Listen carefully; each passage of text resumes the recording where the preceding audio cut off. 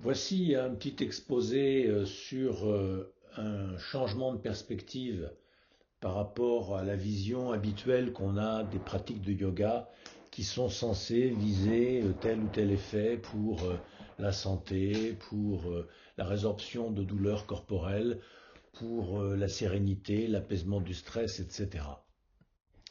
Je crois qu'il y a une évidence logique qui peut changer tout à des oppositions stériles qui opposent parfois la vision méthodique, la vision linéaire, progressive du yoga, notamment du yoga de Patanjali, avec des approches soi-disant plus non-duelles, qui auraient une sorte d'accès direct à l'unité, tandis que l'autre resterait confiné dans la dualité. Eh bien, je crois que pour que l'unité soit vraiment l'unité, il faut qu'elle contienne la dualité.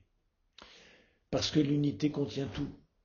Donc, dans une véritable perspective métaphysique de l'unité, il y a à la fois un point de vue non duel et un point de vue pragmatique.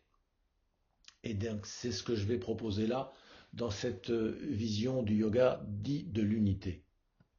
Vous voyez, sur les deux plateaux de la balance, il y a à la fois le yoga sensible, poétique, métaphysique, direct, immédiat, c'est-à-dire sans intermédiaire, une expérience que l'on fait entre soi et soi-même sur le tapis, sans, qui ne s'inscrit pas dans la durée, dans le temps, elle est instantanée. Et puis, il y a la vision sur l'autre plateau qui est concrète, objective, qui est physique, qui est logique, qui est pragmatique, qui est méthodique, qui donc est d'une certaine manière progressive parce qu'elle s'inscrit dans une stratégie avec des étapes et un but final. Eh bien, je crois que de même que l'unité contient la dualité, et d'une certaine manière, l'unité contient à la fois l'approche non duelle et l'approche duelle, eh bien, le yoga est à la fois ces deux choses, à la fois sensible et à la fois pragmatique, à la fois mystique, métaphysique et physique et objectif. Alors dans cette approche, malgré tout, on ne fantasme pas un Dieu éloigné de nous qui serait dans les nuages, dont on chercherait à s'attirer les bonnes grâces en pratiquant des bonnes postures, des bonnes pratiques d'hygiène. Non, on considère évidemment que si Dieu est, ou si l'unité est, elle est forcément la totalité. Et donc, cette présence, elle est à la fois transcendante et immanente à sa création. Transcendant voulait dire au-dessus et immanent voulait dire inhérent à, intérieur à. Donc l'unité est à la fois l'origine de la dualité, des manifestations que l'on constate, ce que les mystiques appellent la création. Donc l'unité serait le créateur de la création qui, elle, serait duelle. Eh bien, si tel est le cas, le créateur est forcément à l'intérieur même de sa création et non pas simplement au-dessus. Il est les deux à la fois. Ce qui veut dire que pour le yoga, si on intègre cette vision d'unité des deux approches, ça va changer complètement la manière d'appréhender les postures et la pratique sur le tapis. Certains disent qu'on se prend pour une vague séparée de l'océan et qu'en fait nous sommes l'océan lui-même. Alors c'est vrai, nous sommes l'océan lui-même, mais nous sommes également euh, la vague. Et donc il n'y a aucune raison que l'océan se prive de se manifester à travers des vagues, parce que ça donne du relief, ça donne de la vie, ça donne de la variété, de la diversité. Et nous nous inscrivons dans cette double nature, à la fois relative et en partie absolue. De ce fait, il n'y a pas besoin de rechercher la performance, il n'y a rien à rechercher dans le futur comme l'éveil, ou rien à essayer comme de progresser, rien à atteindre comme d'arriver à toucher ses pieds avec ses doigts quand on se penche en avant. Il n'y a pas besoin de se projeter dans des objectifs quand on écoute la colonne vertébrale se ployer en avant. Eh bien, on est à chaque instant dans la sensation de chaque instant. Il n'y a pas besoin de se dire, ben là je suis en train de descendre, mais le but c'est de toucher les pieds ou de toucher le sol. Qu'est-ce que j'aurai de plus quand j'aurai les mains sur le sol ou quand j'aurai les mains sur les genoux ou les chevilles? Ça n'a aucun intérêt, ça n'a aucune importance. Il n'y a pas un effet particulier à rechercher dans le fait d'une flexion accentuée. Ce serait le cas si on cherchait des effets mécaniques sur la santé. Mais dans la pratique du yoga, qui a cette acception plus large de l'unité, eh bien on se contente de célébrer cette unité et de l'écouter à travers les postures, qui ne visent pas un effet plus qu'un autre, qui ne visent pas de toucher les pieds ou de toucher les chevilles. Dans les deux cas, il y a écoute, et il y a écoute de la même chose. Comment l'unité se manifeste à travers les tensions corporelles que la posture révèle. Si vous êtes très souple et que vous vous arrêtez au genou, vous n'allez pas sentir grand-chose, il va vous falloir aller plus loin. Mais le but est de sentir ce que vous sentez quand le corps commence à résister. De ce fait, si vous êtes moins souple et que vous vous penchez que jusqu'aux chevilles, et après ça, ça devient insupportable, eh bien en vous penchant et en touchant vos chevilles, supposons, vous allez déjà sentir les tensions et les résistances. Et dans ces résistances, on va le voir dans un instant, vous allez pouvoir accueillir l'acceptation au-delà du refus qui était dans la lové dans la résistance. Alors oui, on ne nourrit pas la fantaisie de vouloir changer le corps, le transformer, le rendre plus souple, plus fort, plus tout ce que vous voudrez. On adapte simplement sa posture intelligemment au corps tel qu'il se présente aujourd'hui. Si c'est le matin, il est plus raide, si c'est le soir, il est plus souple. Si c'est une certaine saison, il a certaines caractéristiques, à une autre saison, il en a une autre, etc. Il n'y a pas besoin d'atteindre une efficacité, une performance quelconque. On se contente d'adapter les postures à nos possibilités et les postures servent, comme on va le dire dans un instant, de miroir, de support pour capter quelque chose que la posture, un message que la posture nous délivre. Et donc, l'accueil de ce message doit se faire dans la détente et dans l'appréciation instant après instant à ce qui est, à ce qui est révélé instant après instant à travers la posture.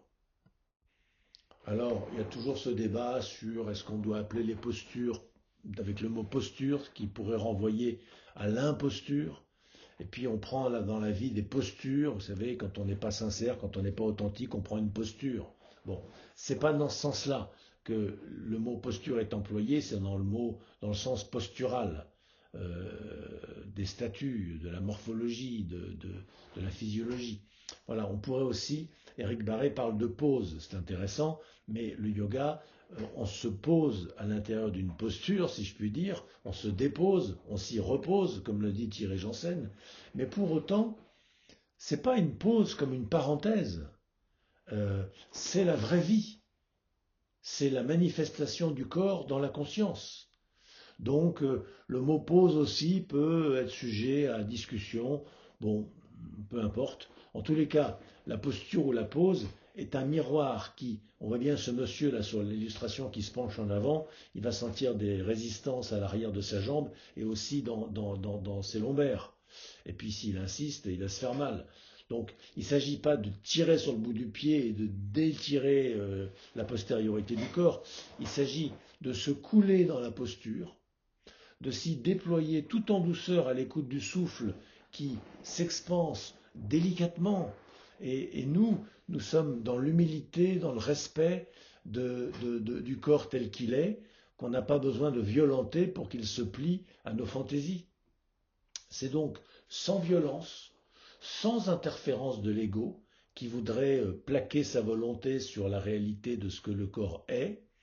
Et à ce titre, c'est vrai que les notions d'objectif, de stratégie, d'effort n'ont qu'une portée très relative dans l'activité du yoga de l'unité. Oui, ça fait partie un peu du jeu de flirter avec la résistance de telle façon à ce qu'elle lâche et qu'on puisse aller explorer encore un peu plus loin. Mais c'est tout à fait secondaire la progression. Et ce qui est tout à fait inintéressant, c'est entre guillemets, la performance que l'on atteint en se penchant plus ou moins, mettons, sur la jambe. Ceci n'a aucun intérêt dans le yoga. En fait, le changement de perspective qui est proposé par le yoga, qui est une pratique de l'unité, comme son nom l'indique, le mot yoga veut dire unité, je l'ai dit au début, eh bien, c'est parce que je ne suis pas que la vague, je suis également l'océan. Autrement dit, je ne suis pas une vague séparée de l'océan, je ne suis pas un individu conscient localisé quelque part dans l'unité, je suis la conscience elle-même. Je suis à la fois cet individu, mais cet individu relié au tout. Donc, je n'ai pas besoin de créer une séparation artificielle entre l'observateur que je suis et le sujet de l'observation et l'objet de l'observation, entre le sujet et l'objet. Je ne m'identifie pas au corps, je l'accueille comme une des manifestations dans le champ de la conscience. C'est un ensemble de sensations, et également un ensemble de perceptions ou de conceptions, si on parle des pensées, qui vont émerger dans le champ de la conscience que je suis. Tout ce qui émerge émerge en moi-même. Je ne suis pas dans le corps, c'est le corps qui est en moi, et ce changement de perspective-là change absolument tout par rapport à la pratique des postures. Alors oui, je suis à la fois plein et vide, je suis l'unité, je suis plein de l'unité que je suis ici, je suis maintenant, je suis tranquille, et quelque part, dans cette perspective, je goûte, je célèbre l'expansion naturelle de l'être, je suis une paix qui pétille, je suis l'état d'amour et d'écoute, l'écoute de l'écoute elle-même, etc. C'est le point de vue non duel. Mais également, étant donné que je suis complètement dans cette écoute, il y a peu de place, pour ne pas dire plus de place, pour des comparaisons, pour des refus, pour des projets. Je ne suis plus dans l'illusion d'être vide à l'intérieur et cherchant à éviter cette réalité en remplissant le vide avec des pleins extérieurs, avec des activités, des objets, des consommations, éventuellement des consommations de spiritualité ou des objets de progrès. J'ai pas besoin de ça. L'écoute est telle, au travers des pratiques, qu'il n'y a plus d'espace pour se comparer et pour se projeter. Dans la pratique des postures, on demeure dans le vécu direct, dans l'expérience directe. Je n'ai pas besoin de nourrir d'histoire autour de ce vécu. Je n'interpose pas un écran de pensée entre moi, on va dire le sujet, et les sensations perçues. J'ai pas besoin de me dire ah c'est mon genou qui me fait mal. J'ai pas besoin de négocier avec mon genou. J'ai pas besoin de commenter intérieurement ma nuque qui est trop raide ou est-ce que je sais. J'ai pas besoin d'avoir de réaction émotionnelle par rapport à tout ça.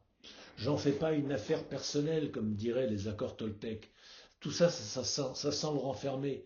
Je reste tranquillement dans la perception sensible et directe euh, de ce qui se présente dans le champ de la conscience. Alors, dans ce cas-là, la séance de yoga est un bain de jouvence, vraiment, c'est un bain de tranquillité, un bain de joie, et on se surprend à sourire aux nuages, alors même qu'on ne pense à rien. Quelque part, c'est du bien-être qui fleurit aux lèvres sur le visage, spontanément. Quant à l'avant-plan de la conscience, il y a des agitations, il y a des contractions, il y a la perception de résistance, de défense du corps ou de défense psychologique de l'ego. Eh bien, je les vois comme ce point fermé au centre d'un soleil, je les vois entourés d'un halo, on va dire, je parle en symbolique, entourés d'un halo de lumière. Et donc, je vois que ces résistances surviennent dans le champ de la conscience que je suis. Je ne suis donc pas restreint à ces contractures, à ces agitations. Je les accueille avec générosité, avec affection. Et du coup, elles peuvent se détendre. Si je ne peux pas accepter ce que je refuse, eh bien, je peux au moins accepter le refus. Et même les refus vont, ou tout particulièrement les refus vont être acceptés et accueillis dans le champ de la conscience. Je ne suis pas dans l'acceptation totale, certes, j'accepte de n'être que dans une acceptation relative. J'accepte de refuser un certain nombre de choses. C'est plus fort que moi pour l'instant, ce n'est pas grave, mais au moins, ce refus, ce point fermé, puisque je ne peux pas accepter ce qu'il y a dans le poing et que je referme le poing dessus pour ne pas le voir ou pour me contracter dessus, au moins je peux accepter cet état de refus, au lieu de refuser le refus et on n'en finit plus, de me culpabiliser parce que j'arrive pas à lâcher prise. Si je ne peux pas lâcher prise, eh ben je lâche pas prise, et je lâche prise sur le fait de lâcher prise. Et puis, du coup, je retrouve une forme de sérénité, de tranquillité. Vous comprenez, on n'est pas en train de jouer avec les mots, là. On est simplement en train de dire qu'il y a des niveaux logiques superposés et qu'il faut commencer par le seuil qui nous est accessible et ensuite, petit à petit, les poupées russes vont se libérer les unes à l'intérieur des autres pour que même les refus les plus intimes puissent être libérés. Alors, dans le tantrisme, on dit qu'il y a une vibration universelle, une vibration base, et que le yoga ou le tantrisme consiste à se mettre au diapason de cette vibration, à l'écouter, à l'accueillir. En Occident, on appelle ça l'émotion métaphysique. On va retenir que c'est une grande sensibilité qui nous permet d'être attentifs à cette subtilité. Et cette subtilité, c'est la vie. C'est la vie vibrante qui n'est pas un objet, qui n'est pas limité, qui n'est pas personnel. Elle est vaste comme l'espace et elle déborde de tous les cadres. Alors voici ce que l'expérience du yoga, dans cette perspective de renversement de la logique moderne qui voudrait qu'on pratique le yoga pour obtenir un effet quelconque en vue d'un objectif quelconque, là on laisse de côté et les objectifs et les effets, on se contente d'être là et d'apprécier le voyage, et là il se passe, et ce n'est pas un objectif, c'est juste un, une réalité qui se produit, c'est une ouverture de la conscience qui se libère de ses contractures. Alors, elle devient vaste et tout ce qui survient, survient en son sein et tout se pose et tout se place et tout est bien. Alors on peut vivre dans ces conditions une forme d'expansion de la conscience. Et il y a trois niveaux dans cette pratique. Il y a le niveau des cours de yoga que l'on prend, où un enseignant nous propose un voyage organisé en quelque sorte au travers de différentes techniques, différentes postures, un enchaînement, une posture d'équilibre, quelques asanas, posture contre posture, avec des temps de décantation entre elles, et puis enfin une assise tranquille avec du pranayama pour ouvrir à l'état méditatif. Supposons que ce soit une structure possible pour une bonne séance de yoga. Eh bien, euh, il y a dans cette pratique une expansion de la conscience. Quand on est vraiment à l'écoute de soi-même, du soi, au travers du petit soi-même, eh bien, il se passe quelque chose, c'est que le petit soi-même, le petit moi, il est vu comme étant une vague à la surface de l'océan, un petit personnage à l'avant-plan de la conscience, à laquelle on ne s'identifie plus de façon restrictive.